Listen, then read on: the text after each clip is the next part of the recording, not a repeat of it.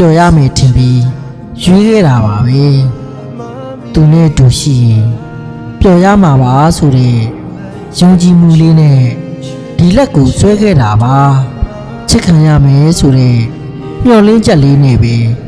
သူ့အနားနေဖို့ပဲတွေးခဲ့တာပါခက်ခဲလဲတူတူအဆင်ပြေလဲအတူတူပေါ်ဆိုတဲ့ခံယူချက်လေးက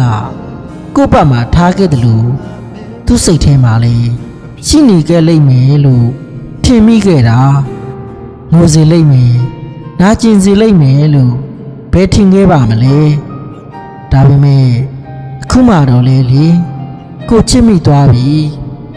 ငိုစီတဲ့အခါအများကြီးရှိလာရင်တော့ပျော်စီခဲ့တဲ့တစ်ခါလေးကိုပြန်တွေးရင်ဖြည့်သိပ်ရတယ်ငါချစ်တာကိုသူသိလာမှာပါဒါမှမဟုတ်ဟိုးရင်ကလို့သူပြန်ချစ်လာမှာပါဆိုတဲ့မသေးကြတဲ့မျှော်လင့်ချက်လေးတွေဆက်ထားပြီးဆက်နာကျင်နေရတယ်တကယ်ဆိုရင်လေဒီလက်ကလေးကိုစပြီးတွေ့တော့ငါနှွေးထွေးပေးနိုင်မယ်ထင်လို့ပျော်စီမယ်ထင်လို့တတိချာကြီးယုံကြည်ခဲ့မိလို့ဆွဲခဲ့မိတာပါအခုတော့ချစ်မိသွားပြီးမှတော့ငိုစီပေမဲ့လို့လွတ်မချရက်ခဲ့ပါဘူး